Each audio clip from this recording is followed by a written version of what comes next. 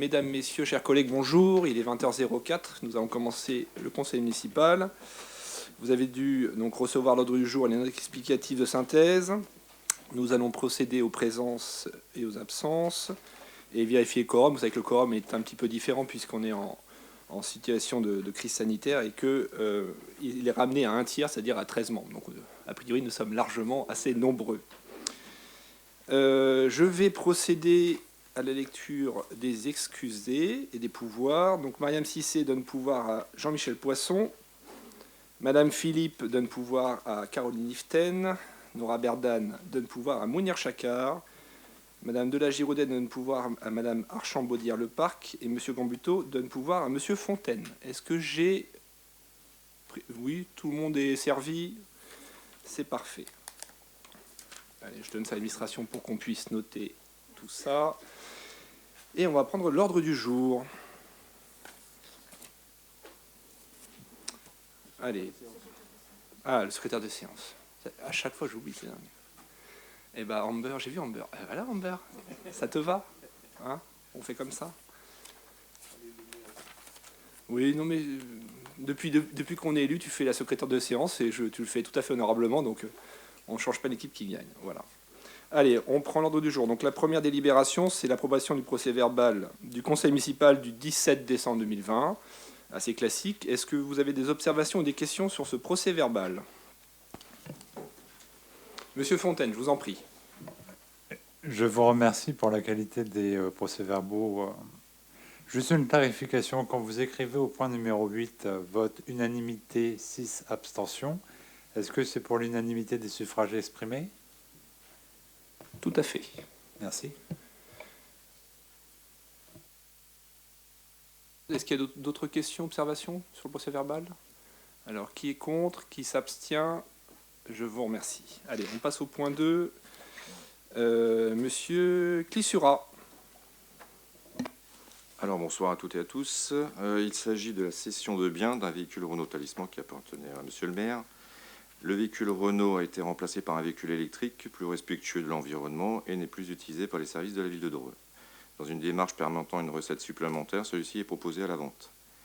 Pour procéder à cette opération de vente, une mise à la concurrence pour l'achat de ce véhicule a été organisée. La désignation de l'acquéreur est déterminée par le meilleur prix d'acquisition proposé.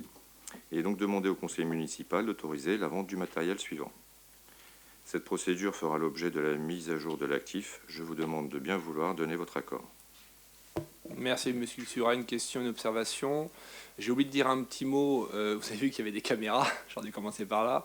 On a changé le règlement intérieur. Donc, on a maintenant la capacité juridique à diffuser notre conseil municipal. Ce soir, c'est en phase de test. Donc, on l'enregistre. Ce n'est pas diffusé pour l'instant. Donc, les techniciens nous feront un retour sur effectivement la vidéo, etc., etc. Je passe au vote. Qui est contre? Qui s'abstient? Unanimité, je vous remercie. On passe au point 3. Caroline Iften, dotation de soutien à un investissement local, modalité de financement. Bonsoir. Alors, le gouvernement a proposé de doter d'1 milliard d'euros supplémentaires la dotation de soutien d'investissement local, DSIL, afin d'accompagner un effort de relance rapide et massif des projets des communes. Les opérations soutenues relèvent de 3 thématiques prioritaires: la transition écologique, la résilience sanitaire et la rénovation du patrimoine. Les opérations subventionnables doivent correspondre à une dépense d'investissement et certaines dépenses de fonctions non récurrentes. À ce titre, la ville de Dreux a complété les dossiers de demande de subvention le 28 septembre 2020 et a obtenu des financements pour plusieurs opérations. Je vous présente aujourd'hui 2 nouveaux dossiers faisant l'objet d'un second appel. Le premier dossier concerne les menuiseries extérieures de l'école Godot pour un montant de 28 430 €. Pour la DSIL, c'est 22 740 €. Pour la ville, 5 686 €. Un aménagement d'un réseau cyclable pour le quartier des Battes de 555 515,44 €. Pour la DSIL, de 44 412,35 €. Pour la ville, de 111 103,09 €. Pour ce qui concerne les menuiseries de l'école Godot, cela concerne des portes et des fenêtres des combles, de 2 fenêtres de comble de l'école Godot afin d'améliorer le confort thermique du bâtiment. Pour ce qui concerne le plan d'aménagement cyclable, ce concerne le développement de la mobilité du quotidien, respectueux de l'environnement, fait partie intégrante des enjeux pour la France 2030. La France étant engagée contre la lutte du changement climatique, elle vise l'objectif d'une neutralité carbone en 2050. Aussi, la crise récente a notamment permis de confirmer tout le potentiel du vélo pour le déplacement au quotidien. Le projet d'aménagement cyclable sont donc encouragés et soutenus par le plan France Relance. Pour la ville, les 2 aménagements proposés sont éligibles, puis les opérations débuteront dès cet été.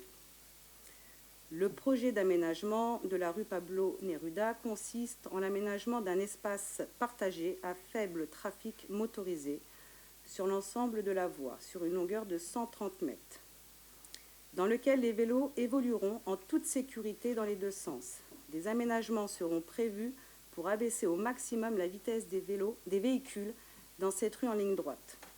L'objectif étant de donner entière priorité au cheminement doux, vélos et piétons. La réalisation d'un aménagement cyclable de 200 mètres sur le parvis du lycée Maurice Violette Gymnase, facilitant l'accès des élèves, utilisateurs du gymnase et habitants du quartier à cet équipement depuis la rue Pablo Neruda. En sécurité et vis-à-vis de la circulation des cars scolaires et des véhicules. À l'étude, un parking électrique, un emplacement de vélos électriques partagés et la prolongation du réseau cyclable existant le long de la rocade est à l'étude. À noter que ces opérations correspondent à une première phase d'aménagement du schéma cyclable sur le quartier des Battes. Ces projets s'inscrivent aussi dans un schéma cyclable plus global, maillage du territoire avec l'agglo, déploiement des stations des vélos électriques, développement des liaisons des quartiers centre-ville. Je vous demande votre accord sur les opérations présentées et d'approuver les modalités de financement. Merci Caroline. Question, observation sur cette délibération. Bon, c'est assez classique, hein, c'est la déclinaison du plan de relance piloté par l'État. On s'inscrit pleinement dans ce dispositif. Alors vous avez vu, parfois on fait des dossiers en pensant qu'on ne sera pas retenu, parfois on est retenu, donc bon écoutez, on est très satisfait. Quand on voit les taux d'intervention, c'est extrêmement intéressant pour les finances de la ville de Dreux. On a des capacités à le faire, c'est-à-dire capacité opérationnelle, j'entends, avec les services, donc on s'inscrit pleinement dedans. J'en profite d'ailleurs pour saluer le très bon travail avec les services de l'État, et notamment le sous-préfet de Dreux, Xavier Luquet, qui est d'excellente qualité, d'un accompagnement remarquable dans ces dispositifs. On l'a vu par ailleurs sur d'autres dispositifs, mais celui-ci, c'est assez remarquable. Voilà. Et on passe au vote. Alors, qui est contre? Qui s'abstient? Je vous remercie. On passe à la délibération suivante. Monsieur Leroux, stationnement de surface. Oui, alors, donc, lors de la délibération 2019-117 du 2 octobre 2019, le conseil municipal donc, a mis en place une tarification du stationnement sur voirie, donc, afin d'accompagner les commerçants du centre-ville. Il est nécessaire de compléter les dispositions en vigueur et de prévoir la gratuité du stationnement en surface chaque samedi de 15h à 19h. Donc je vous demande de définir que le stationnement en surface sera gratuit le samedi de 15h à 19h et donc d'autoriser monsieur le maire ou son représentant à prendre toute mesure permettant la mise en œuvre de cette mesure. Merci monsieur Leroux. Question, observation là-dessus? Monsieur David, allez-y. Bonsoir à tous. Vous avez instauré, à l'occasion du deuxième confinement, la gratuité totale en surface. Elle a pris fin, je crois, au 1er février de cette année. Je pense que cette mesure de gratuité était une bonne mesure adaptée aussi à la situation pour aider les commerçants. Aujourd'hui, c'est vrai que nous ne sommes pas officiellement en confinement. Néanmoins, la situation sanitaire reste très tendue. Et à notre sens, il ne nous semble pas pertinent de prendre une mesure, enfin toute mesure qui pourrait générer un obstacle à la venue en centre-ville, et on sait que la tarification du stationnement peut en être un. Je sais qu'il y a des phénomènes de voitures ventouses. Je sais que les commerçants demandent à ce qu'il y ait une circulation des véhicules et donc d'en limiter le temps de stationnement. Néanmoins, je pense qu'il y a d'autres solutions que la tarification. Je sais aussi que le principe de la première heure gratuite sera maintenu, c'est vrai. Mais je pense que la tarification du stationnement c'est un élément qui appartient à une stratégie plus globale d'attractivité du centre-ville. Et il me semble que cette réflexion n'a pas été faite et qui, même si elle l'avait été, devait être revue à l'aune de l'évolution de la situation, qu'on ne connaît pas encore. Donc la préconisation que je pourrais avoir, c'est d'attendre que la situation sanitaire se stabilise pour qu'on n'ait pas non plus à changer trop de fois les règles. Imaginons qu'il y ait un autre confinement à venir, personne n'en sait rien. Est-ce que vous réinstaurez la gratuité à ce moment-là et donc changer à nouveau les règles? Après, voilà, sauf s'il y a un enjeu budgétaire, mais qui aujourd'hui m'échappe et je n'en ai pas eu d'éléments lors de l'examen en commission. Donc s'il y en a, je suis prêt à les entendre. On m'a aussi expliqué qu'il fallait encourager la nouvelle navette, qui au demeurant est une très bonne mesure, mise en place notamment avec l'agglomération. C'est très bien. Mais en ce qui concerne cet enjeu, je pense qu'on n'est pas à quelques mois près. Et donc, en l'occurrence, nous allons nous abstenir sur cette mesure.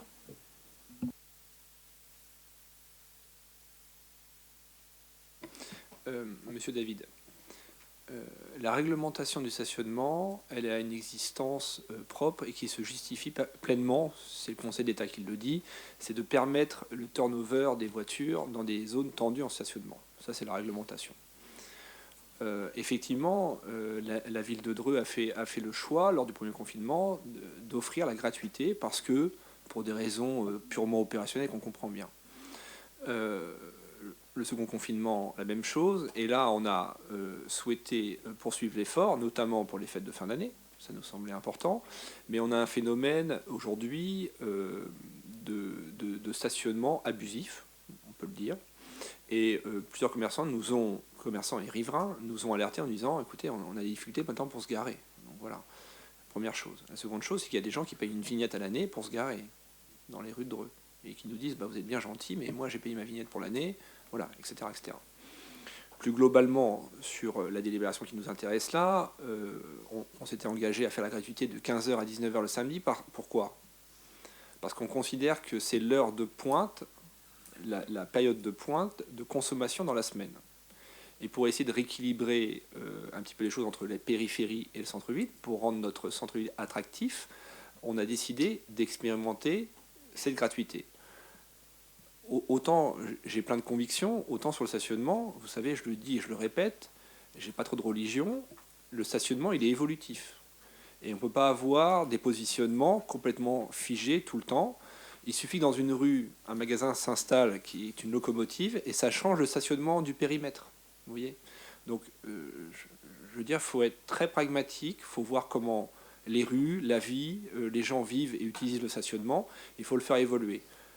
On le dit modestement, on commence le samedi de 15h à 19h, on verra quel est l'impact sur le commerce, est-ce que les gens adhèrent? Il nous faudra plusieurs mois, peut-être 1 an ou 2, pour estimer la pertinence de cette mesure. Voilà, maintenant, vous savez, la première heure gratuite, après l'heure n'est pas non plus extrêmement cher. Si vous restez 2 heures pour quelques euros, c'est pas la fin du monde. Moi, j'observe quand même que le parking de Chartres est extrêmement cher. Il y a du monde, il est plein tous les samedis, en semaine aussi. Il ne faut pas rougir de centre-ville. Le stationnement a une existence juridique pour faire le turnover.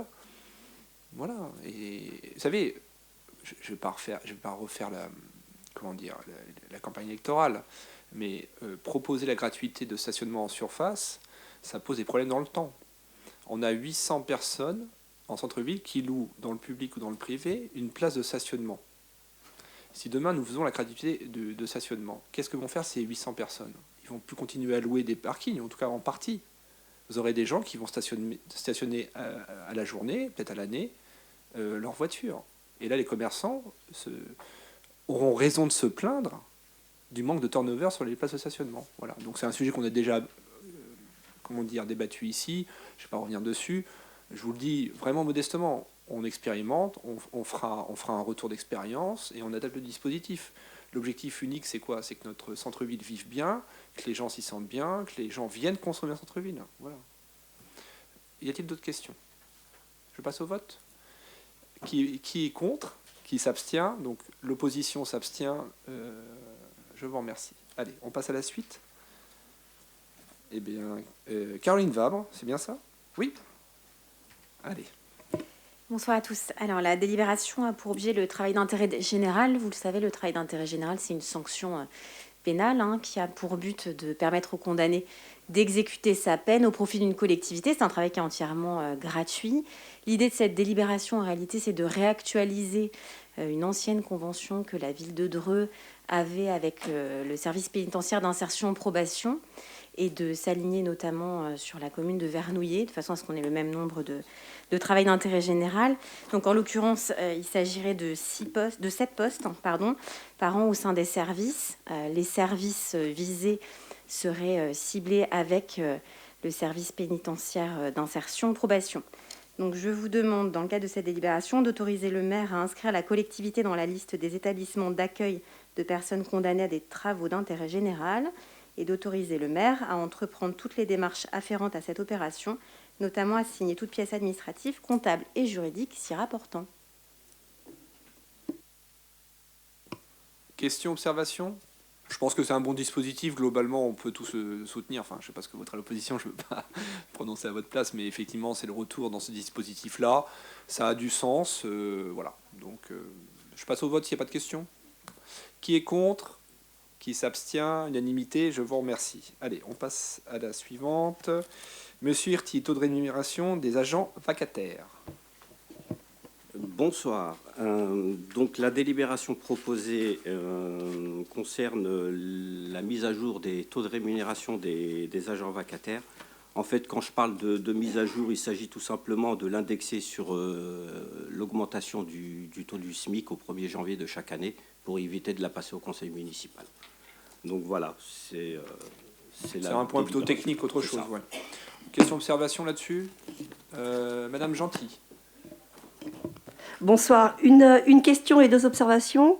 Les taux horaires qui ont été déterminés, ont-ils été déterminés de façon discrétionnaire par la collectivité ou font-ils référence à un barème? Auquel cas, nous donner les références de ce barème. Et 2 observations, monsieur le maire, vous parliez tout à l'heure du Conseil d'État. Mais le Conseil d'État, justement, dans une jurisprudence de 96, et je n'ai pas trouvé de jurisprudence plus récente, indiquait qu'un directeur d'ALSH, accueil de loisirs sans hébergement, ne pouvait pas être recruté comme vacataire. Donc je pense que vous devez avoir une décision jurisprudentielle plus récente qui permet d'embaucher comme vacataire un directeur d'ALSH.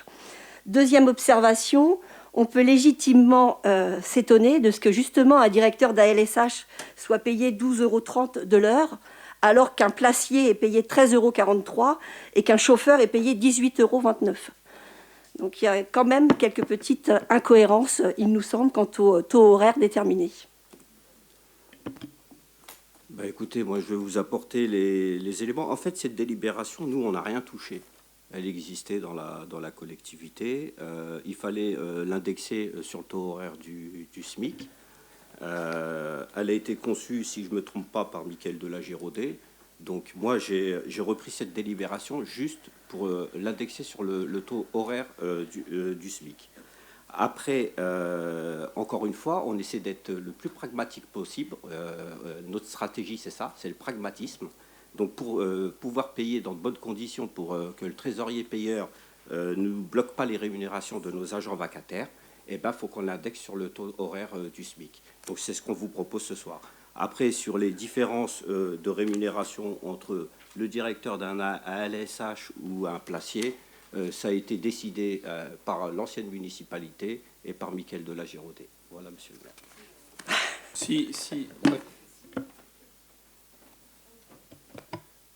S'il y a une question juridique qui nous échappe comme ça, on vérifiera si vous voulez. Moi, j'ai pas la réponse là-dessus, mais on peut vérifier si ça vous convient. Voilà. Y a-t-il d'autres questions, observations? Monsieur David. Simplement sur ce que vient de dire monsieur Hirti, je vous crois sur parole, certes, mais maintenant c'est vous qui êtes en place, c'est vous qui faites voter cette délibération. Donc si vous trouviez qu'il y avait une incohérence, vous auriez pu la modifier. Donc si vous ne l'avez pas fait, c'est que vous assumez aussi ces taux. Donc la question en fait se pose toujours. Merci, c'est la même question. Y a-t-il d'autres questions, observations? On passe au vote. Qui est contre? L'opposition, qui s'abstient? Je vous remercie. Allez, la délibération parcours emploi compétences, monsieur Hirti. Alors, cette délibération concerne la création de 2 postes parcours emploi compétences. C'est des postes financés à hauteur de 60%, voire 65% par les services de l'État, à hauteur d'une durée hebdomadaire de 20 heures à compter du 1er mars. Voilà. Question observation, s'il vous plaît. On passe au vote. Qui est contre? Qui s'abstient? Unanimité, je vous remercie. Allez, on poursuit. Toujours Monsieur Herty, contrat de projet. Alors là, il s'agit en fait de la création d'un poste de contrat de projet. On en a déjà créé 2 sur les précédents conseils municipaux pour exercer les fonctions de chef de service art contemporain à temps complet à raison de 39 heures par semaine à compter du 1er mars également. Merci Monsieur Herty. Question observation. On passe au vote. Qui est contre? Qui s'abstient? Unanimité, je vous remercie. Allez, on poursuit. Hop. Et bien Monsieur Herty. Alors, création et suppression de postes. On vous propose la création et suppression de postes suite aux organisations de la Direction générale des services techniques, la Direction de la politique de la ville, de l'éducation enfance-famille, de la Direction de la commande publique. Alors, je vais vous faire une synthèse de ces créations et suppressions de postes. Il est proposé 35 postes en création, 28 postes en mutation interne, donc sur des fonctions où les agents exercent aujourd'hui des fonctions et on modifie leur profil de poste. Donc, il faut créer le poste au sein du conseil municipal et 7 postes en externe. Donc, toujours dans notre pragmatisme pour développer la problématique de la santé, donc on propose la création de 2 postes de médecins à temps complet à compter du 1er mars. Bien entendu, ces 2 recrutements se feront en externe. Un poste de directeur des bâtiments à temps complet à compter également du 1er mars. Ce poste se fera en externe. Un directeur de l'environnement urbain en externe. Un chargé de mission pour gérer la taxe locale sur la publicité extérieure qui se fera en interne, un chef de service de contractualisation Action Cœur de Ville en externe, un chef de service sécurité des bâtiments qui sera pourvu celui-ci en interne, un opérateur de saisie qui sera pourvu également en interne, un chef de projet de transition écologique et cadre de vie en interne, un chef de projet infrastructure aménagement en interne, un dessinateur à temps complet. Alors, ça sera plutôt un dessinateur projeteur avec la fonction de projeteur. On a les outils aujourd'hui pour pouvoir les utiliser au sein de la collectivité. Malheureusement, ils ne sont pas forcément exploités. Donc, il sera pourvu en externe, un chef de service urbanisme en externe.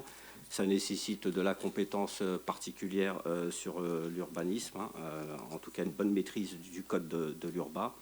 Un chef de service aménagement en interne, un coordinateur vie locale transversale en interne, 6 emplois d'agents d'accompagnement des publics, 4 en interne et 2 en externe, donc avec la mise en place des maisons proximum que vous avez à travers les organigrammes qui vous ont été joints au dossier.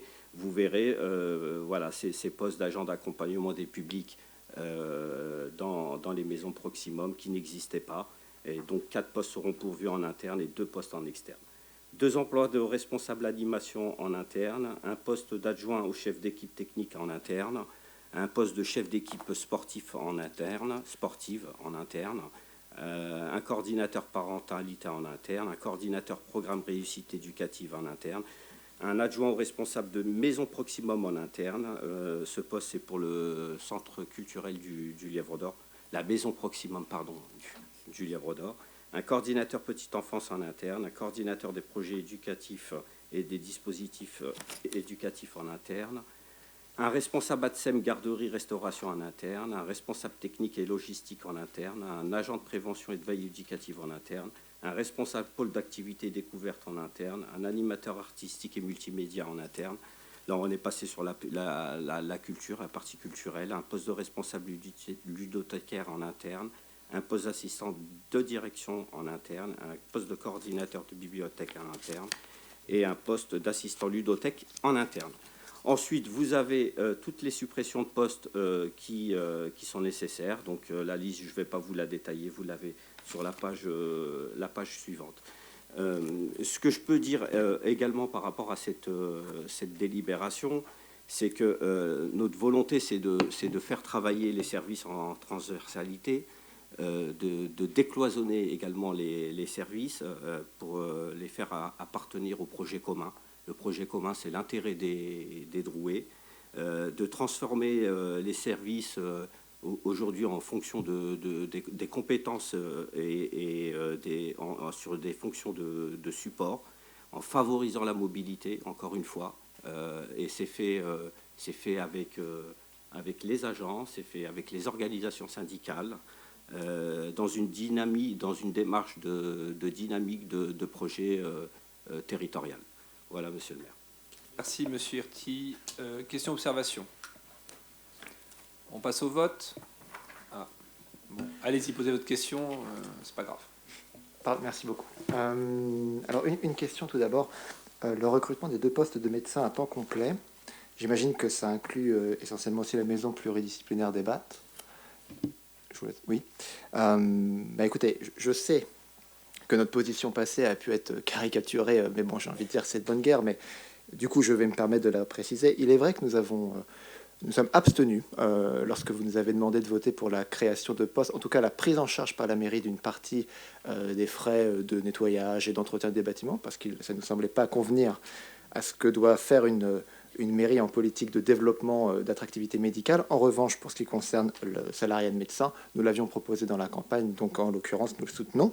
J'ai simplement, moi, une question supplémentaire sur un des postes qui m'a interpellé, un poste de chargé de mission TLPE, donc tout ce qui concerne la publicité des commerces. Est-ce que vous pouvez nous confirmer que cela justifie bien un emploi à temps complet? Parce que ça m'interroge. Merci.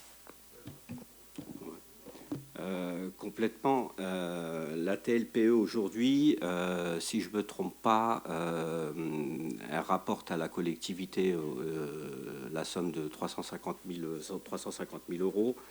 En plus de la gestion effectivement de ces recettes, on veut vraiment développer une stratégie en matière de publicité extérieure. Donc les services, avec l'arrivée du nouveau directeur général des services techniques, la volonté, c'est vraiment, vous verrez, et on fera le bilan, bien entendu, de ces organisations, parce qu'encore une fois, on essaie d'être le plus pragmatique possible. En tout cas, le poste à temps complet le justifie pleinement. Là-dessus, surtout qu'on sait qu'il peut arriver que par mégarde, certains ne déclarent pas exactement les mètres carrés, donc c'est de l'argent qui ne rentre pas dans les caisses, donc c'est un emploi qui est utile. Sur la MSP, on a créé donc 2 postes pour des médecins généralistes. C'est pas une mince affaire, on est dessus, on a déjà eu une candidature, mais on ne veut pas non plus de médecin au rabais, c'était pas une bonne candidature, donc on a préféré l'écarter, on continue à travailler dessus. Je ne veux pas caricaturer votre position sur la MSP débat, c'est pas ça la question.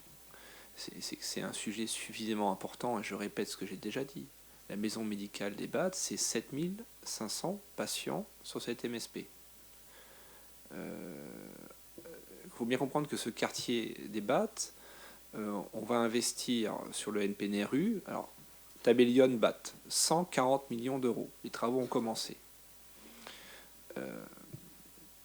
Je ne me voyais pas laisser tomber la MSP, alors que c'est les publics les plus fragiles de Dreux, où il y a le plus de familles monoparentales, de laisser tomber. Et on ne prend pas en charge comme ça les frais de ménage ou de secrétariat. On vous a bien expliqué le dispositif. On paye toutes les charges, certes, mais les professionnels de santé payent de manière journalière une participation. Au final, on estime, on verra en année pleine, que le coût final sera entre 15 et 20 000 euros, 25 000 euros, allez, pour être large, c'est plus proche de 15 000, pour la commune. Bah, moi, pour ce prix-là, sauver cette MSP et peut-être ramener des médecins, eh bien, écoutez, j'assume politiquement. Voilà, c'est tout ce que je dis. Voilà, c'est une démarche parce qu'on a des publics fragiles. Ne plus avoir de professionnels de santé dans ce secteur-là, c'est irresponsable. Donc on a pu le faire, on le fait, tant mieux.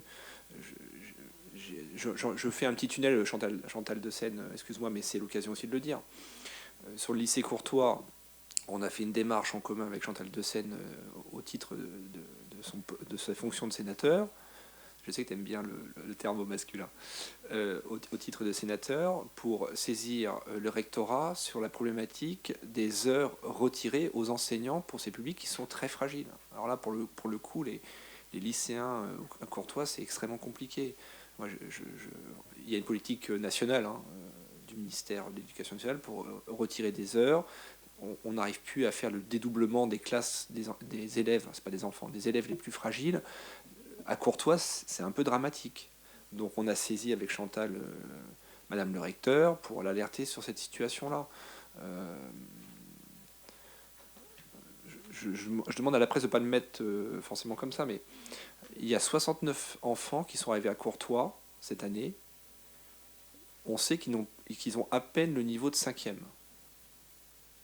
Et l'État, le gouvernement, réduit les heures là-bas, alors que c'est un QRR, qu'on réinvestit dans le quartier, qu'on a sauvé la MSP.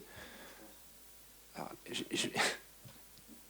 je vais tenir un discours qui va peut-être vous surprendre, mais on a obtenu des policiers nationaux parce qu'on est en QRR, et de l'autre côté, on nous supprime des heures à l'éducation nationale dans ce quartier-là. Et ben, le message, excusez-moi, il n'est pas terrible. Vous voyez ce que je veux dire? Moi, je suis content d'avoir des policiers. J'en viens, il n'y a pas de problème. Mais de l'autre côté, délaisser ce lycée-là avec des publics fragiles, empêcher le dédoublement des classes avec des enfants, parce que ces enfants-là, si on ne les sauve pas, on les a sur les bretelles pendant 30 ans. C'est dramatique, quoi. Vous voyez ce que je veux dire? Donc si en plus la MSP ferme, qu'il y a moins d'heures pour les profs et donc les élèves, enfin bref, vous voyez ce que je veux dire? On essaie d'avoir une vision globale sur le quartier. Nous, on y croit au BAT. On pense qu'on peut faire quelque chose de bien. On est en train de travailler, alors je fais un tunnel, mais c'est important pour que tout le monde comprenne. On est en train de travailler un avenant sur le NPNRU, vous savez, c'est l'ANRU du quartier, pour modifier le plan, parce qu'on estime qu'on peut aller encore plus loin en termes de qualité. On veut installer la cuisine centrale qu'on va créer sur ce quartier-là, pour créer de l'emploi, créer de l'activité. On veut placer une nouvelle école, donc pas réhabiliter, mais créer une nouvelle école sur l'îlot. Il y avait le bioclimatique parce qu'on pense que ça va venir encore plus structurer le quartier. Bref, on y croit à ce quartier. Donc moi, pour 20 000 euros par an, oui, je sauve la MSP, j'y vais, je crée des postes. Si on arrive à tirer des médecins, tant mieux. Voilà. Et puis on alerte les gens. Heureusement qu'on a Chantal Decenne aussi avec nous, c'est un appui fort, vous comprenez. Je sais qu'Olivier Marlex aussi a fait la même démarche. Enfin, bref, vous voyez, les parlementaires se bougent. Parce qu'à Dreux, il y a des enjeux, il y a des problématiques, on a des publics qui souffrent. Faut pas les laisser, ces gens-là. Vous voyez. S'il n'y a plus de questions, je passe au vote. Alors, qui est contre? Qui s'abstient? L'opposition s'abstient. Je vous remercie. Allez, on passe à la délibération. Jacques Alim. Allez-y, Jacques. Bonsoir.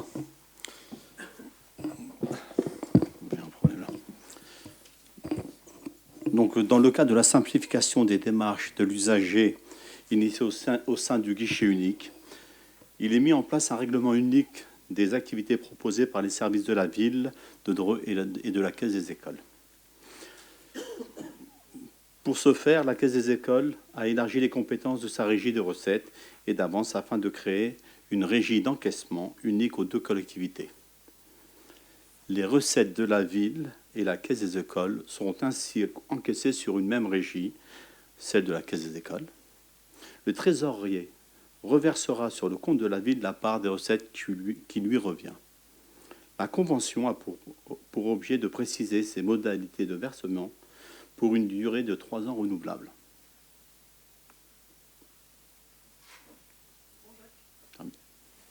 Merci Jacques. Question, observation? Allez, on passe au vote. Qui est contre? Qui s'abstient? Unanimité, je vous remercie. Allez, je passe la parole à Alain Genzis sur la rénovation du Palais des Sports. Tranche 1. Alain, t'es où? Ouais, merci Alain. Donc, le Palais des Sports de la ville de Dreux a été édifié en 1969. C'est un complexe sportif multisalle qui permet la pratique de nombreuses activités sportives. Sa rénovation vise à améliorer la performance énergétique du bâtiment et à fournir un équipement sportif avec des exigences de sécurité et de confort pour l'ensemble des usagers. Après diagnostic préalable, il est envisagé de remplacer la couverture existante par un complexe d'étanchéité en améliorant l'isolation de celle-ci. Dans le cadre de cette opération, il est prévu la réalisation d'un diagnostic et le programme des travaux, la désignation d'une équipe de maîtres d'œuvre qui accompagnera la ville dès les études de conception jusqu'à la livraison de l'équipement et la réalisation de travaux de la tranche 1. Le plan de financement prévisionnel de l'opération est le suivant.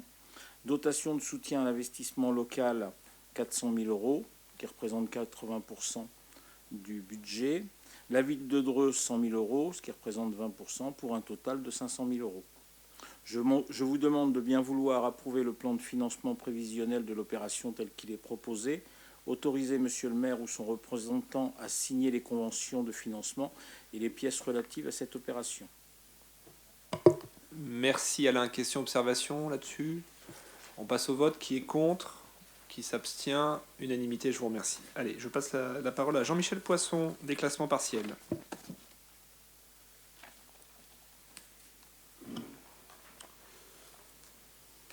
Il s'agit du déclassement partiel du domaine public communal qui est applicable aux parcelles AY 477 et AY 478 dans le cadre de l'aménagement du lotissement du boulevard de l'Écluse. Il est nécessaire au préalable de constater la désaffectation des parcelles concernées et de procéder au déclassement total du domaine public communal de ce foncier. L'article L. 141.3 du Code de la voirie routière prévoit que le classement et le déclassement des voies communales sont prononcés par le conseil municipal et sont dispensés d'enquête publique préalable, sauf lorsque l'opération envisagée a pour conséquence de porter atteinte aux fonctions de desserte ou de circulation assurées par la voie, ce qui n'est pas le cas dans le cadre de cette opération. Et donc, sur avis favorable de la commission, je vous demande de constater la désaffectation des parcelles AY 477 et AY 478, d'en constater le déclassement définitif du domaine public communal selon plan joint et d'autoriser Monsieur le maire à signer tous les documents relatifs à ce déclassement. Merci Jean-Michel. Question, observation là-dessus? Non? On passe au vote. Ah, pardon. Ah, excusez-moi, pardon. Voilà. Alors attendez, on va être galant. Madame Marchand-Baudière, allez-y.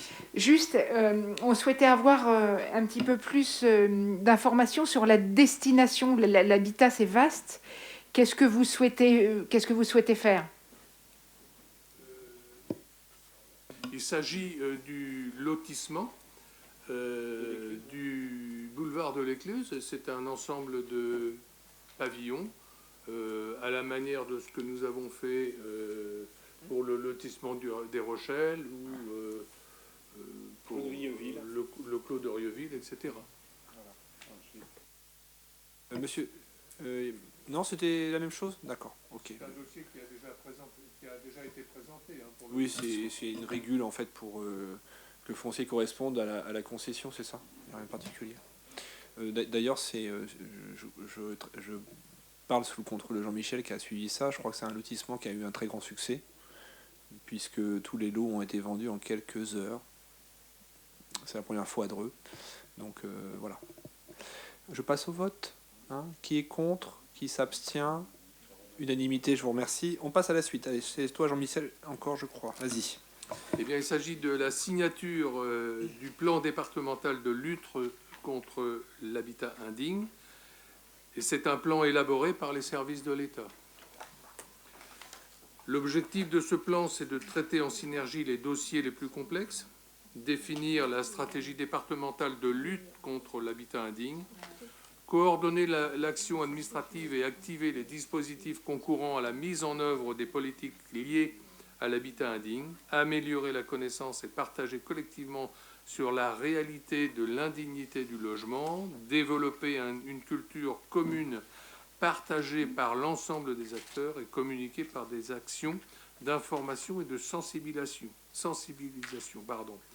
Les axes du plan ont été présentés et adoptés lors du comité de pilotage du 17 décembre 2019, présidé par M. Xavier Luquet, sous-préfet, référent dans ce dossier pour le département d'Eure-et-Loir.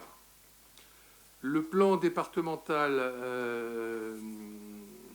observe 5 axes d'action qui qui sont définis comme suit: le travail de clarification du détenteur des pouvoirs publics de police spéciale de l'habitat, l'intensification de la coopération avec le parquet, et Dreux est nommé ville expérimentale tout simplement parce que la SPL, Maison de l'Habitat, mène cette politique depuis des années, alors que dans d'autres communes, il n'y a pas la même structure de traitement de l'habitat indigne. Et donc, la préfecture a souhaité que cette intensification soit faite en collaboration avec la ville de Dreux et la Maison de l'Habitat.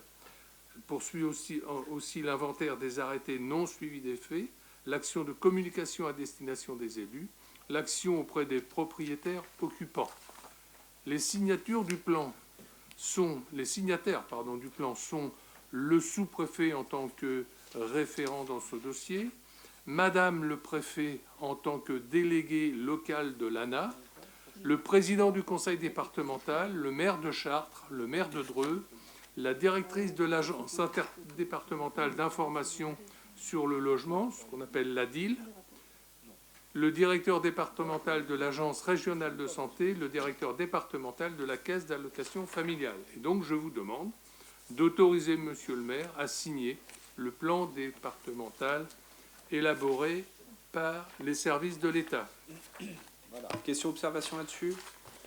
C'est un dispositif qui fonctionne très bien à Dreux. On a eu cette expérimentation avec le parquet et l'État, parce que c'est vrai qu'il est reconnu dans le département la qualité du travail fourni par la maison d'habitat sur ce domaine-là. Je suis à l'aise, hein, c'était avant que j'arrive à l'SPL, donc pas de polémique. Simplement, il y a un savoir-faire qui est reconnu, une grande qualité. On a notamment 2 agents très impliqués. Antoine de Beauvoir, je le cite, hein, parce qu'il est là depuis très longtemps, qui est architecte, hein, de métier de formation, et Aurélie Cardoudou, qui fait un binôme. Je vous assure que quand on a des propriétaires qui sont un peu malveillants et pas tout à fait honnêtes, c'est des teignes, ils ne lâchent rien, et globalement on a amélioré la qualité des logements au global sur Dreux, et notamment le centre-ville, contrairement à ce qu'on peut imaginer.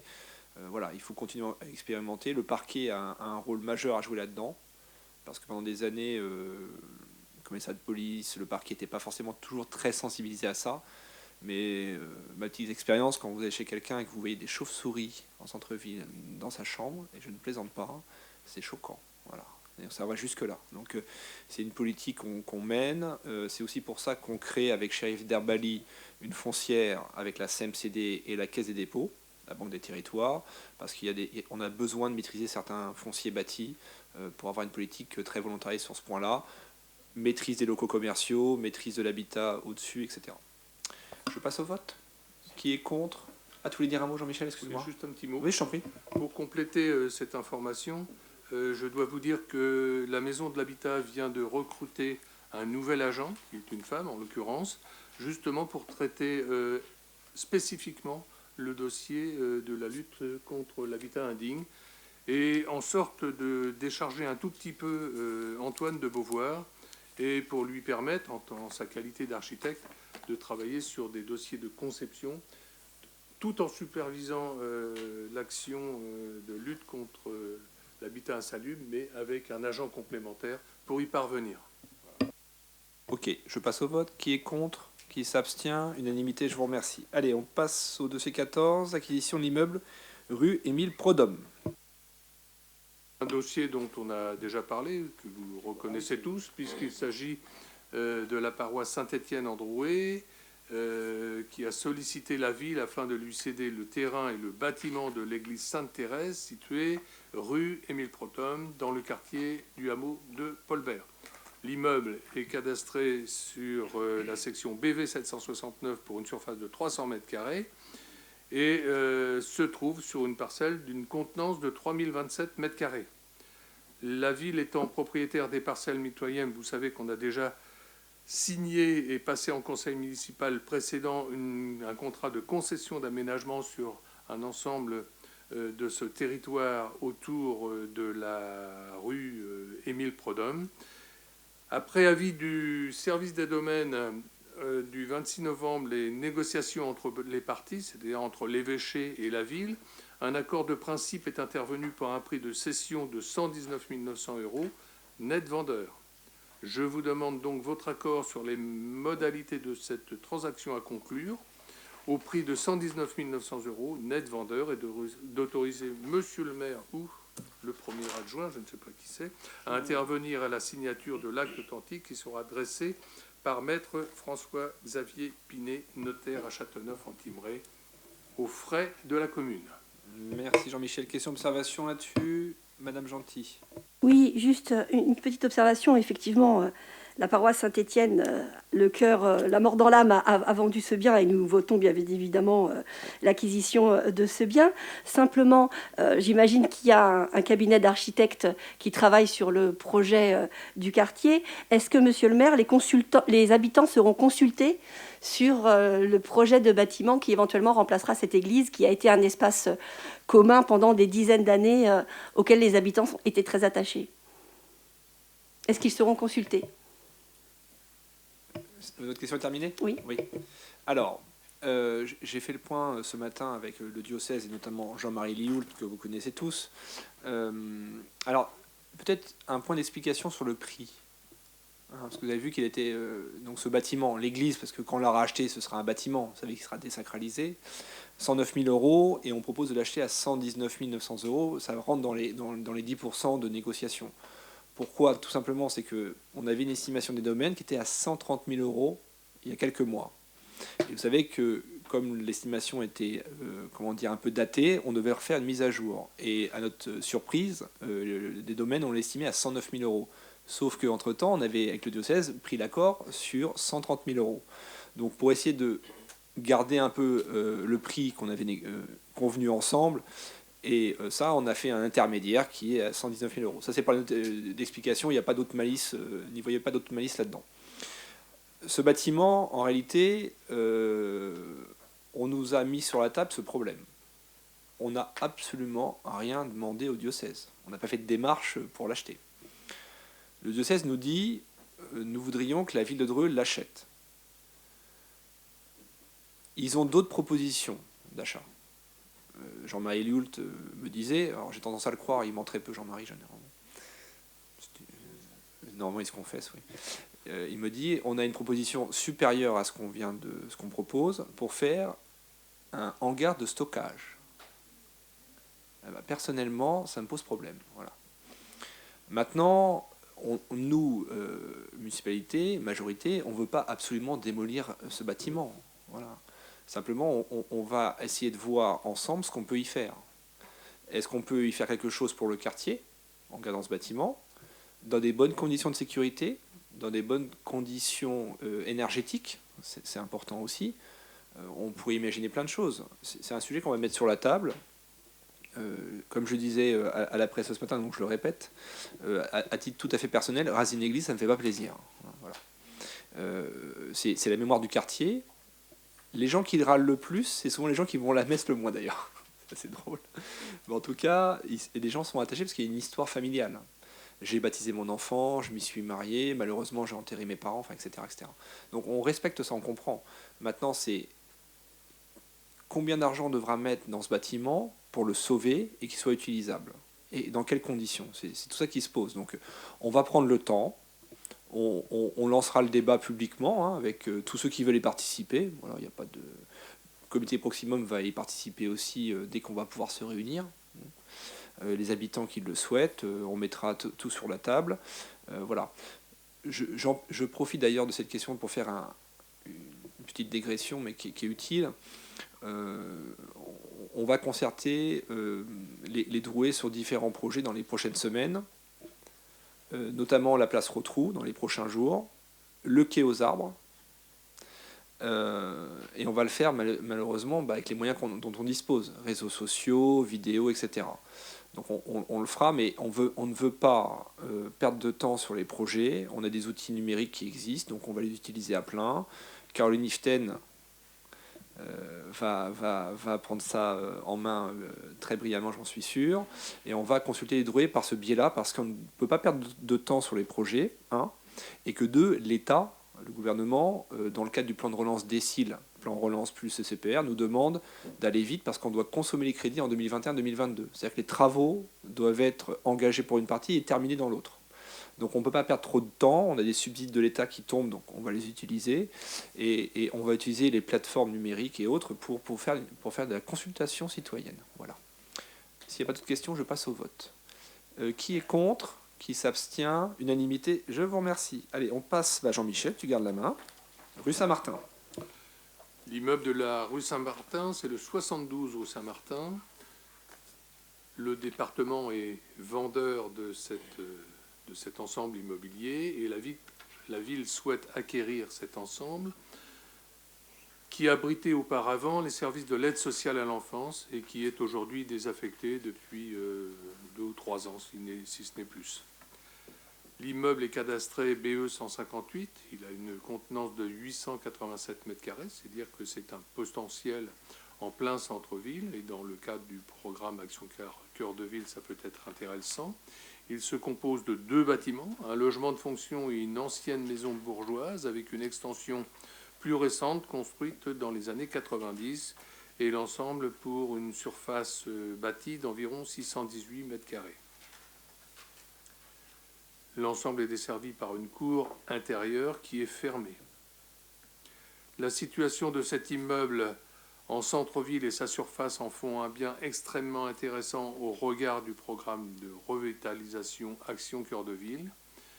Après avis des services des domaines, le bien a été évalué à 420 000 € et après négociation avec les services du conseil départemental et avec son président, un accord de principe est intervenu sur un prix de cession de 400 000 € net vendeur. Et je vous demande votre accord sur les modalités de cette transaction à conclure avec le conseil départemental pour un prix de 400 000 € net vendeur et d'autoriser monsieur le maire ou le premier adjoint à signer l'acte en la forme administrative aux frais de la commune. Merci Jean-Michel. Question, observation? Madame Archambaud-Dière. Évidemment, nous voterons favorablement parce qu'on pense la même chose que vous. C'est un bâtiment qui peut être très utile. Juste la même question que la délibération précédente. Est-ce que vous serez amené à poser la question au Drouet sur le devenir de ce bâtiment? Alors, merci. Sur ce bâtiment-là, on a à peu près une idée précise de ce qu'on veut y faire. C'est pour des services publics. Je vous dis tout, c'est pas encore figé, on en parlera peut-être. Il y a le bâtiment du fond, je ne voudrais pas annoncer des choses parce qu'il y aura des choses qui seront annoncées dans les prochaines semaines et je voudrais pas brouiller la communication d'une de mes adjointes. Donc c'est très positif, hein, mais voilà. Sur le bâtiment principal, on a plusieurs options. Vous savez, quand vous achetez un tel bâtiment, tous les services disent « moi ça m'intéresse, moi ça m'intéresse ». Je suis président de la mission locale, je suis en train d'étudier avec les services et la mission locale si on ne pouvait pas accueillir la mission locale ici. En centre-ville, c'est intéressant, la surface est suffisante, et puis la mission locale, alors très concrètement, a de l'argent de côté pour faire les travaux à l'intérieur. Il faut quand même faire des travaux, réseaux informatiques, électriques. Et la mission locale, c'est un GIP, hein, peut payer un loyer qui n'est pas inintéressant. Donc, en fait, ce serait une opération financière assez intéressante pour la ville de Dreux et de replacer les jeunes de la mission locale en centre-ville. Il y a quand même des synergies. C'est un message fort qu'on envoie aussi. Donc, il y a un faisceau de choses qui nous disent que ça pourrait être la mission locale et que c'est intéressant pour tout le monde. Voilà. Mais c'est pas figé, on est en train de discuter. Est-ce que... parce qu'il leur faut de la place à l'émission locale. Hein. C'est en pleine expansion. Vous avez vu les annonces de l'État, du gouvernement sur le développement des missions locales en France. Il y a de l'argent sur la table. Il y a tous les nouveaux emplois qui arrivent, PEC, je regarde Aïssa, mais il y en a plein. Donc la mission locale est en train d'avoir un boulot monstrueux. Vous savez, c'est un jeune, une solution. Donc il leur faut de la place, il leur faut beaucoup de choses. Mais moi, je trouve intéressant que la mission locale revienne en centre-ville. Voilà. Je passe au vote. Qui est contre? Qui s'abstient? Unanimité, je vous remercie. Allez, on passe à la délib suivante. Monsieur Leroux, dérogation au repos dominical. Oui, alors bon, c'est une délibération que l'on passe en fait tous les ans. Hein, depuis la loi de... Alors, il y a eu la loi de 1906, mais là, on n'était pas nés, enfin, en tout cas pas moi. Donc en faveur des employés et des ouvriers. En fait, le principe, c'était effectivement le repos hebdomadaire du dimanche, donc qui reste évidemment inscrit à l'article du Code du travail.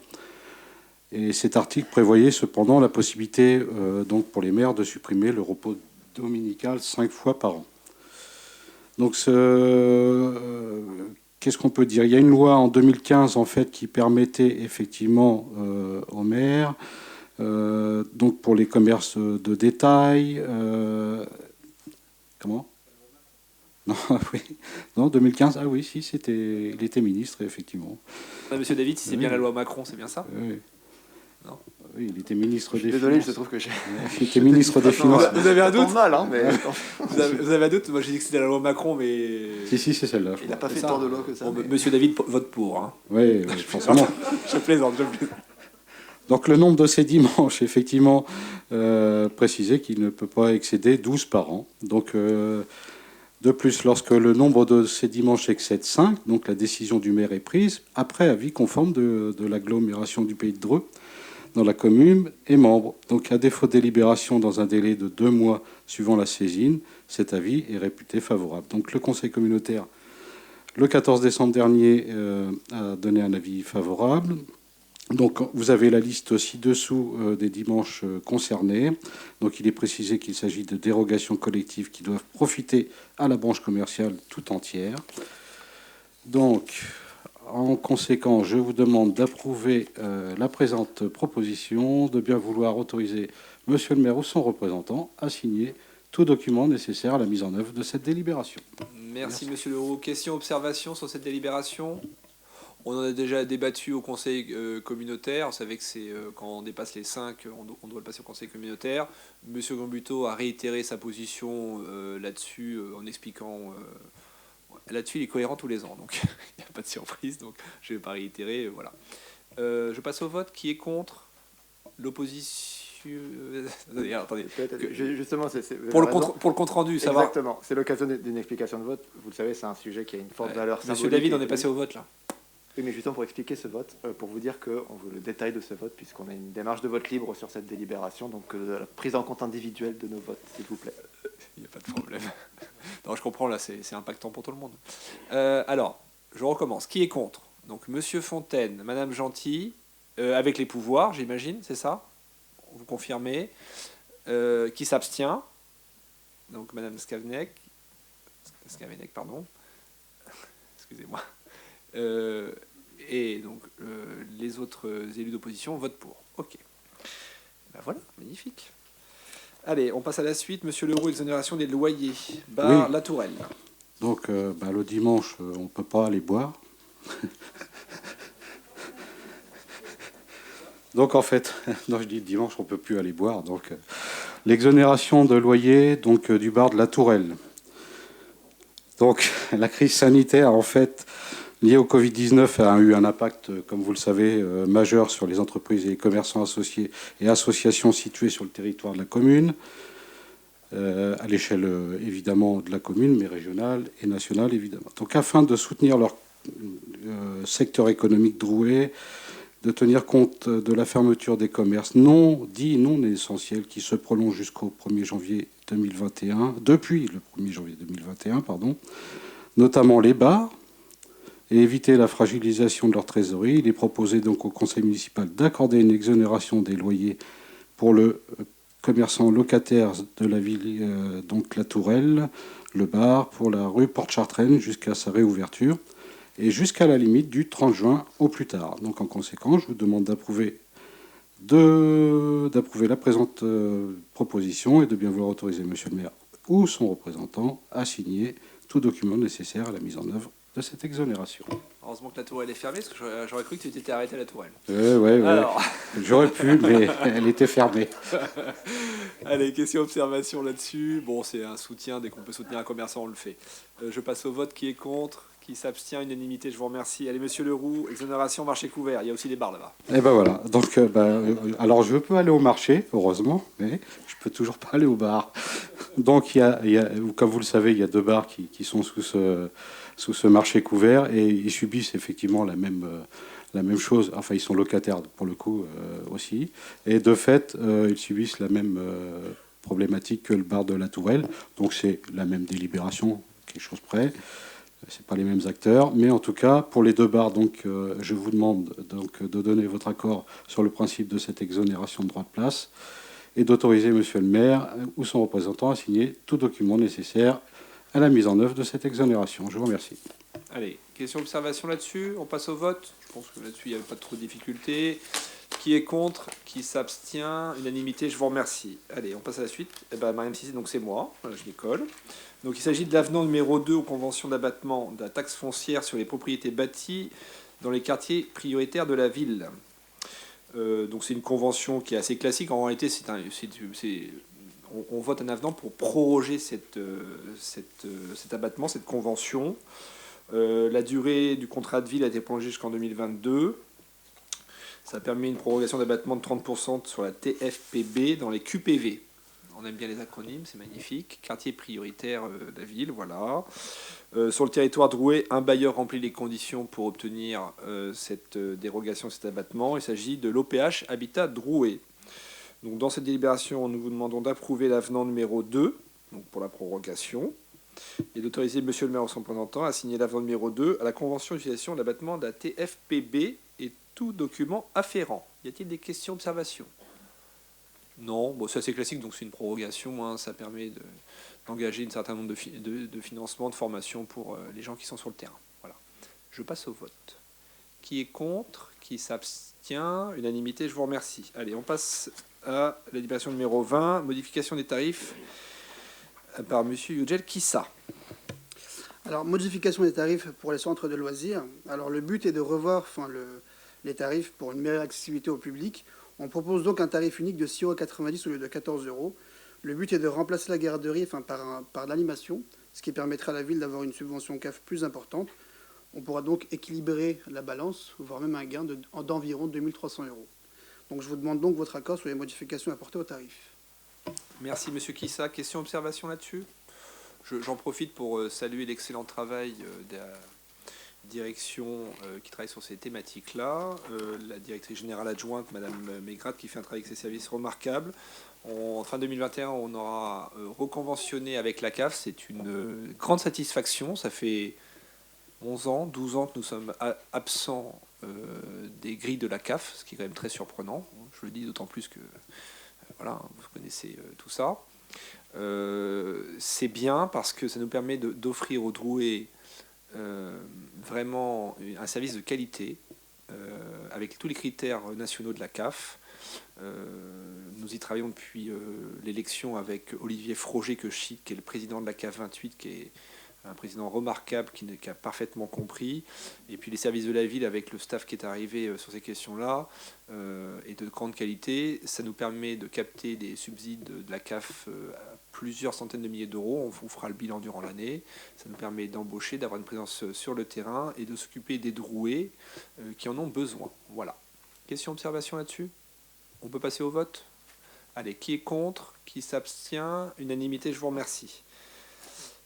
Merci de ne pas poser de questions là-dessus parce que je n'étais pas complètement à l'aise, je connaissais pas par cœur la délibération, c'était sympa comme Maria a un petit empêchement ce soir, c'est sympa. Mais sinon on a des gens hyper compétents derrière. Hein. Allez, c'est toujours Yücel, dossier numéro 22, modification du règlement de fonctionnement. Alors, modification du règlement des ALSH. Le but, on va changer les horaires d'amplitude. De 7h, on passe à 19h, de 7h à 19h, pardon. Une possibilité d'inscription pour les enfants scolarisés en toute petite section, à partir de 2 ans et demi. Un accueil en demi-journée, dorénavant. Une simplification des démarches pour l'inscription, au service loisirs, au guichet unique et sur le portail famille. Une modification sur le calendrier d'inscription, une ouverture à l'année possible dorénavant, avec un calendrier fixe. Ouverture de 3 nouveaux ALSH, un accueil passerelle de 11 à 12 ans. Au Murger, un centre de loisirs maternel pour Janzé, un centre de loisirs élémentaire et maternel à Paulbert, et un transfert du lieu d'accueil des centres de loisirs Léo Frappier à la maternelle Condorcet. Je vous demande votre accord sur les modifications apportées à ce règlement. Merci M. Kissa. Question, observation là-dessus? On passe au vote? Allez, qui est contre? Qui s'abstient? Unanimité, je vous remercie. Allez, Lydie Guirin, convention d'objectifs et de financement relais assistant maternel. Merci. Donc, une convention d'objectifs et de financement de prestations de services ordinaires pour le relais assistant maternel a été signée le 17 février 2016 entre la Caisse d'allocation familiale et la ville de Dreux. La ville de Dreux a demandé le renouvellement de l'agrément de cette structure. Pour ce faire, une nouvelle convention d'objectifs et de financement de prestations de services ordinaires a été établie, prenant effet au 1er janvier 2020 pour une durée de 3 ans. Je vous demande votre accord d'autoriser Monsieur le maire ou son représentant à signer cette convention. Merci Lydie. Question, observation là-dessus? Bon, je crois que c'est assez unanime. Hein. Qui est contre? Qui s'abstient? Unanimité, je vous remercie. Allez, je te laisse la main, Lydie. Merci. Donc, le règlement de fonctionnement des multi-accueils de la ville a été approuvé lors du conseil municipal du 27 juin 2019. Le nombre de semaines d'absence pour l'accueil à la journée ouvrant droit à des congés déductibles est de 8 semaines maximum par année civile. Il est souhaité qu'il soit illimité en maintenant des délais de prévenance selon le nombre de jours demandés. Toutes les structures seront concernées, publiques, privées, pour une égalité de traitement des drouets. Je vous demande votre accord sur la modification apportée au règlement de fonctionnement des multi-accueils. Merci Lydie. Question, observation là-dessus? Non, on passe au vote. Qui est contre? Qui s'abstient? Unanimité, je vous remercie. Eh bien, je passe la parole à Monsieur Hirty pour une garantie sur un emprunt de 3 millions d'euros de la SAIDEL. Effectivement, la délibération porte sur une garantie d'emprunt à hauteur de 3 millions d'euros pour la SAADEL. Comme vous le savez, la SAADEL nous accompagne depuis plusieurs années maintenant, en vue de financer l'aménagement de la ZAC des Fenaux. Donc d'autoriser Monsieur le maire de signer la dite convention. Merci Monsieur Hirty. Question, observation là-dessus? Monsieur David, alors juste avant, j'ai oublié le dossier 22, c'est ça? On reviendra après sur le dossier 22, j'ai oublié le dossier 22. Excusez-moi. Allez-y, Monsieur David. Ce n'est pas ma question, mais ça aurait pu. Non, simplement sur ce projet, pour vous expliquer la position de principe qu'on choisit, c'est qu'effectivement, on n'a pas de visibilité sur un projet qui est antérieur aussi à ce mandat, et par conséquent, on va s'abstenir sur ce projet. Autre question, observation là-dessus? Voilà, je passe au vote. Qui est contre? Qui s'abstient? Donc l'opposition s'abstient. Je vous remercie. Donc je reviens au dossier numéro 22. Je t'ai retiré du travail, Oudjel, et tu m'en excuseras. Modification du règlement du fonctionnement de la bibliothèque Philidor. Vas-y. Alors, merci, monsieur le maire. Alors, modification du règlement de fonctionnement de la bibliothèque Philidor. Alors, un changement de lieu. On passe aujourd'hui à Léon Frappier, qui était anciennement la maison de quartier des Rochelles. Un changement d'horaire afin d'accueillir au mieux les familles. Une ouverture possible dorénavant pour les samedis et les soirs de 16h30 à 18h. Une mise en place d'une carte de prêt de jeu. 10 euros, enfin c'est 10 euros par famille et par an. Alors une mise en place d'un lieu de retraite en click and collect dans les maisons proximum dorénavant et une intervention dans les écoles élémentaires. Je vous demande votre accord sur les modifications apportées à ce règlement. Merci Monsieur Kissa. Question, observation là-dessus? Bon, je crois qu'il n'y a pas trop de difficultés. Je passe au vote. Qui est contre? Qui s'abstient? Unanimité, je vous remercie. Donc je saute sur le dossier numéro 26. Taux d'imposition des taxes directes locales, exercice 2021. Monsieur Hirty. Alors, à la demande en fait du trésorier payeur, on nous a demandé de resoumettre au conseil municipal la délibération sur les taux d'imposition, parce qu'en fait, on a voté le budget avant la loi de finances, et la loi de finances n'évoque pas la taxe d'habitation. Donc, pour un formalisme comptable, il faut redélibérer sur ces taux. Voilà. Merci Monsieur Hirty. Question, observation là-dessus? Monsieur David, allez-y. Oui, simplement, là encore, pour vous expliquer notre vote, je ne vais pas refaire le débat qu'on a eu lors du débat d'orientation budgétaire, mais donc par cohérence, n'ayant pas voté le budget primitif, nous nous abstiendrons sur cette délibération. Très bien, je vous remercie. Allez, on passe au vote. Il n'y a pas d'autres questions? Non. Qui est contre? Qui s'abstient? Donc l'opposition. Je vous remercie. Dossier 27, c'est moi ce dossier 27. Désignation des représentants de la commune à la commission locale d'évaluation des charges transférées. Donc à la demande de la comité d'agglo, nous devons désigner les représentants communaux au sein de cette commission locale d'évaluation des charges transférées. Eh bien, écoutez, nous vous proposons d'approuver ma nomination en tant que membre titulaire et M. Hirty en tant que membre suppléant. Question, observation là-dessus? C'est une tour de vigie pour bien s'assurer que les versements et se fasse dans le bon ordre et dans la bonne direction. C'est assez stratégique, mais bon, généralement ça se passe bien. Je passe au vote. Qui est contre? Qui s'abstient? L'opposition. Je vous remercie. On a épuisé l'ordre du jour, c'est bien ça? Non. Ah, alors, je ne l'ai pas. Il s'agit des comptes rendus des décisions prises par le maire. Ah oui, pardon, excuse-moi. Oui. Tu as raison, Issa. Mais je ne l'ai pas quand même. C'est formidable. Voilà. J'ai la version light, moi, ça va, ils sont sympas avec moi. Alors, compte rendu décision, est-ce que vous avez pu la voir donc, dans la délibération? Est-ce qu'il y a des questions d'observation là-dessus? Madame Marchand-Baudière. 2 questions donc sur la délibération, alors numéro 200 et 201. Demande de subvention de 10 000 € au titre de soutien des événements dans le cadre de projets culturels. Et puis, alors attendez, oui, 201 et 202, excusez-moi. Et la demande de subvention de 20 000 € au titre du soutien aux institutions, liens périphériques dédiés à la création contemporaine. Alors, juste, c'est quand même un peu... c'est clair, un peu non, non, clair, pas pour non. moi. Et je crois que je ne suis pas la seule. Donc, 201, 202, si on peut avoir des indications, s'il vous plaît.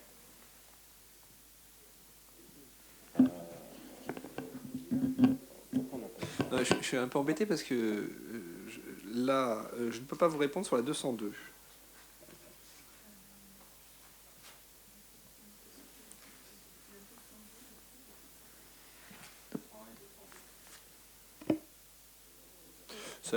Entre nous, c'est clair comme du jus de chaussette. Écoutez, je suis un peu embêté pour vous répondre. Je ne sais pas. On vous fera une réponse demain par mail si ça vous va. Hein, vous m'en excuserez. Si j'avais eu ça dans mon dossier ce matin, j'aurais regardé, je me serais dit qu'est-ce que c'est que ce truc. Donc j'en suis désolé, mais je vois que derrière moi, ils ont des yeux tout ronds. En fait, on s'est dit la même chose. Hein. Qu'est-ce que c'est que ce truc? C'est ça. D'où la question. Attendez, j'ai peut-être la réponse. Je vais m'en retourner. Je reviens vers vous.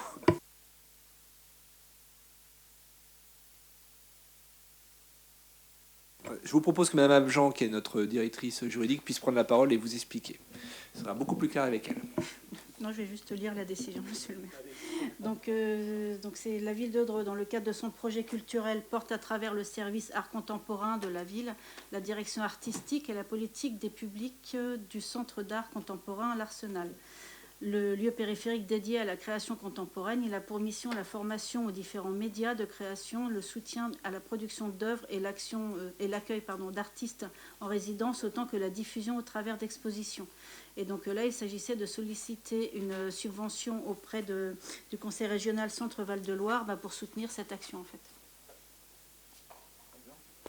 Vous avez tout compris. Donc ça, c'est pour le 202. 202. Et le 201 concrètement, on va quand même vous faire un petit mail à tous les conseillers, parce qu'on comprend un petit peu mieux, mais hein, pour plus de clarté, on va vous faire un petit truc bien calibré pour que tout le monde comprenne. Donc ça, c'est la 202. Maintenant, la 201.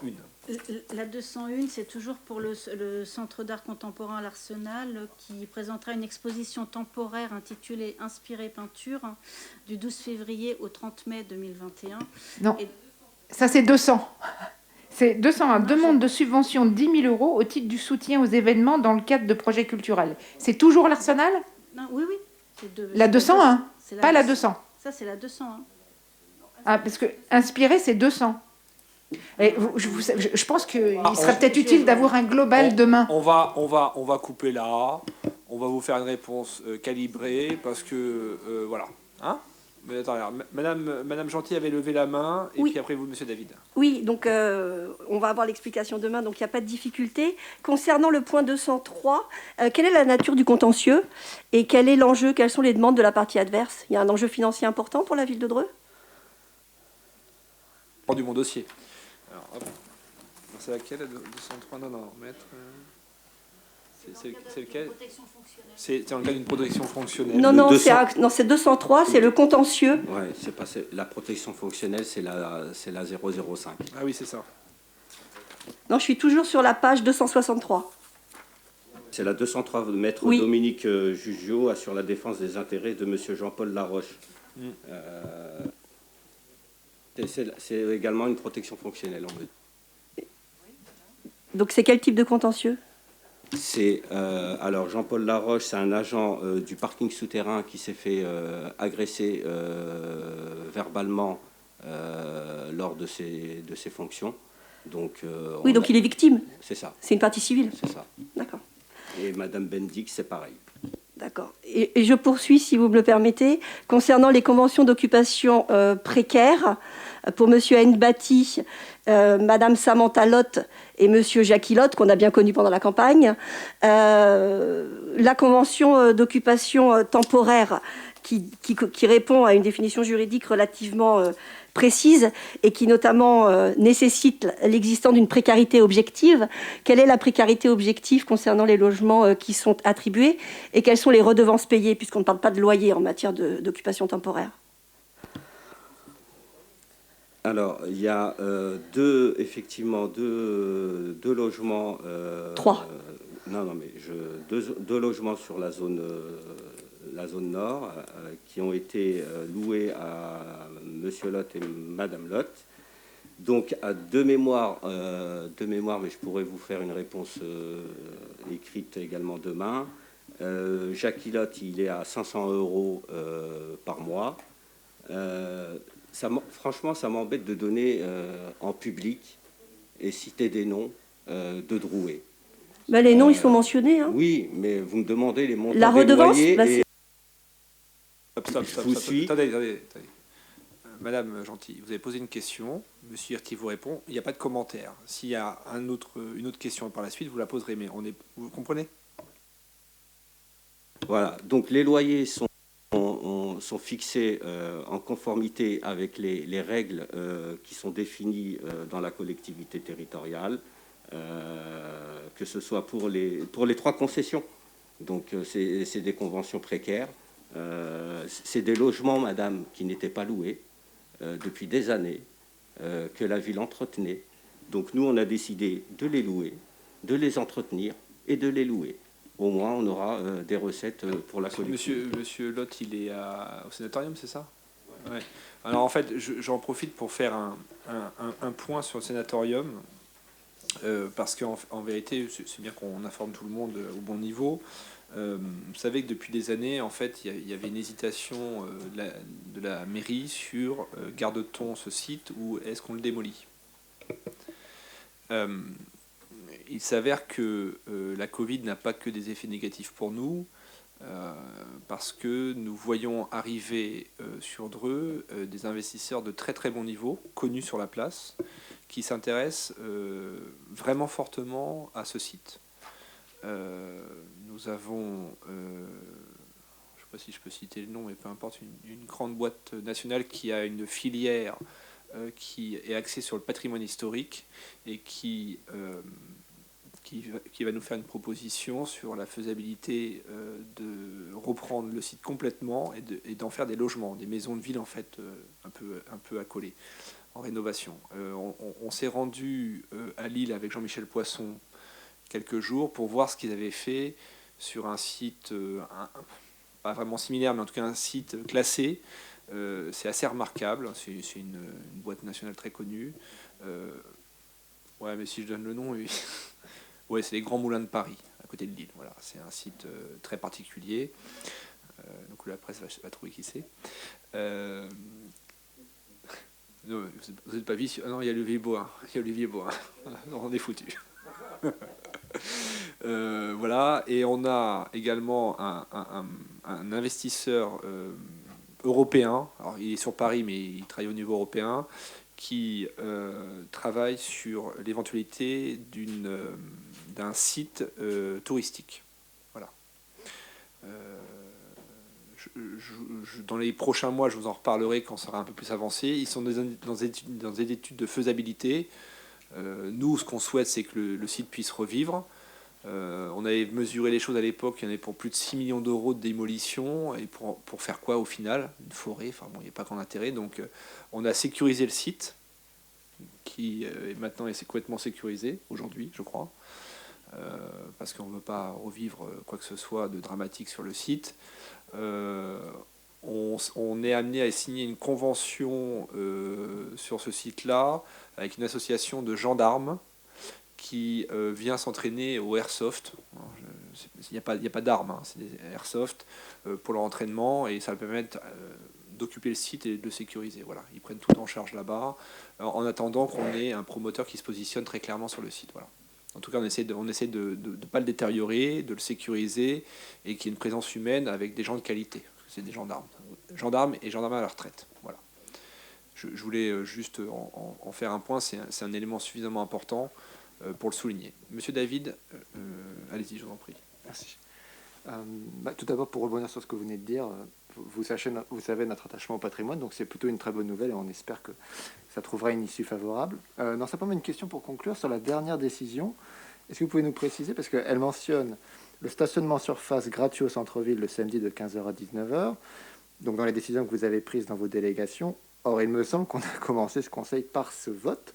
Donc je voulais juste savoir comment il se fait que vous ayez pris une décision et qu'on la vote a posteriori. Donc simplement ce point pour comprendre, hein, il y a peut-être une raison, mais il n'y a aucune obligation réglementaire de la soumettre. Une décision en fait suffit. Donc pourquoi vous nous la l'avez coupler fait avec une délibération ce soir, tout simplement, pour l'information de tous. Oui, simplement, ça permet des fois de mettre des choses sur la table où il y a un vrai débat. C'est pas inintéressant. Je peux signer ça dans mon bureau et puis je convoque la presse et je dis regardez, je suis formidable. Ou on lance un débat, c'est intéressant aussi. Donc, vous voyez, vous voulez de la transparence, bah, vous en avez.